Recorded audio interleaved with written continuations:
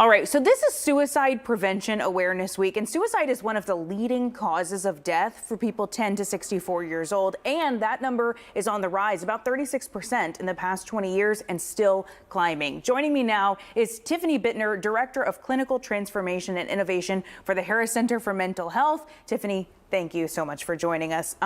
So every time I feel like we're talking about depression, anxiety, suicide, all we're doing is talking about how the rates are climbing. Can you tell us why is that? A lot of people want to blame the pandemic, but we know this snowball has been coming down the hill for 20 years now.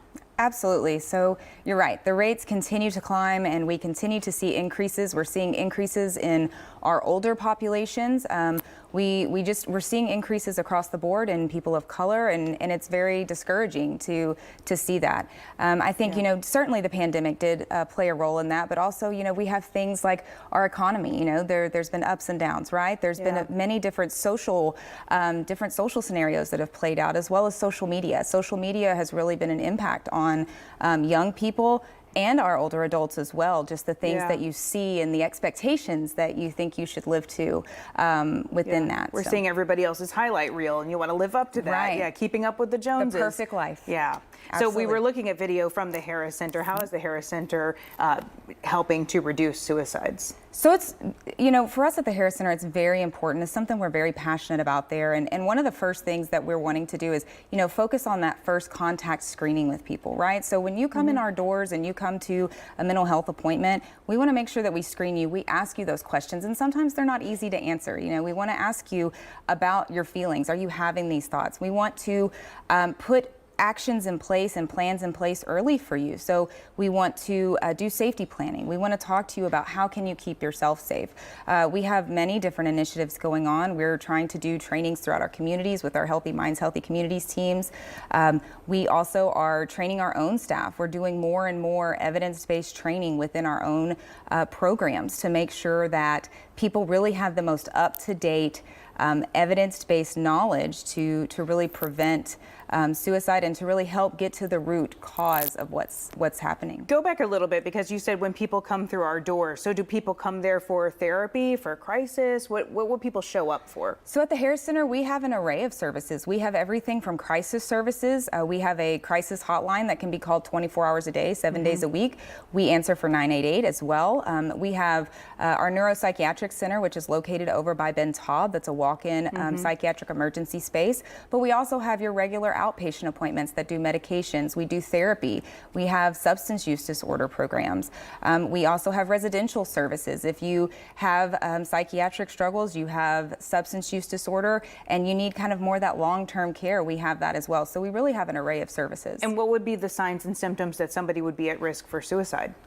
So, there's some warning signs to look out for. If someone socially withdraws, all of a sudden they're not hanging out with the same people. They're kind of staying to themselves. They seem to not be enjoying the things that they used to. That's definitely a sign. Those dramatic changes in mood or sleep patterns, not eating, giving away belongings.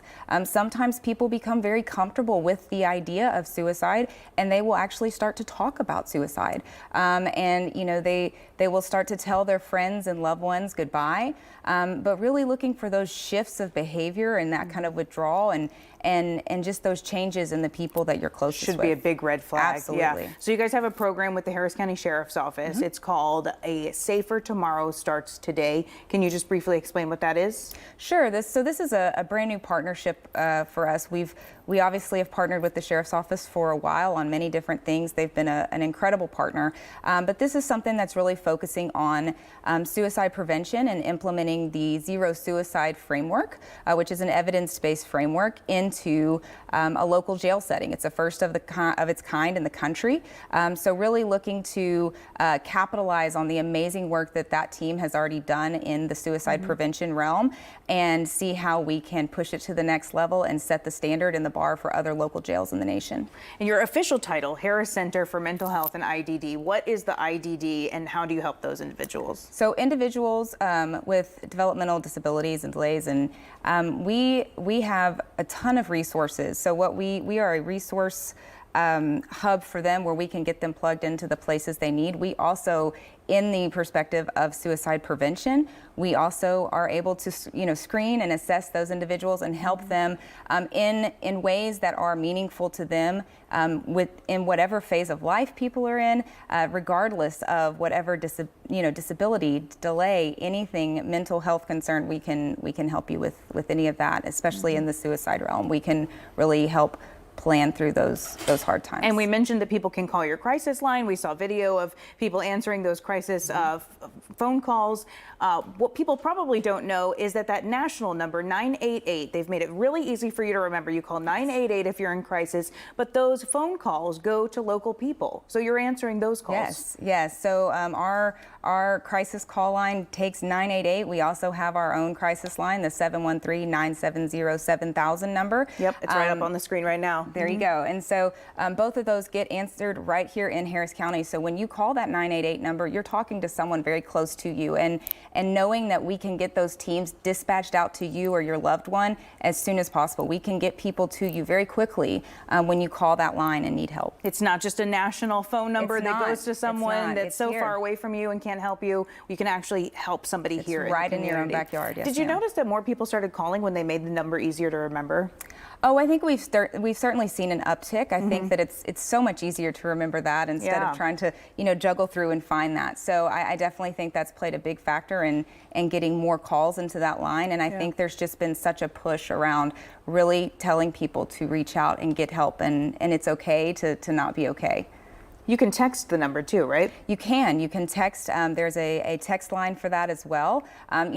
In today's world, some people are just more comfortable with that text conversation and not actually saying those words. So being able to now have that text conversation, I think really impacts a lot of people that may not necessarily be willing to have that verbal conversation. Yeah, I get it. I think more people want to text than talk all the time anyway. Tiffany Bittner for the Harris Center for Mental Health, thank you so much for joining us. Anything else you'd like to say? I think, just making sure that people know that it is okay. It's okay to reach out. We're here at the Harris Center. We're here to help you. We're here to give you the resources.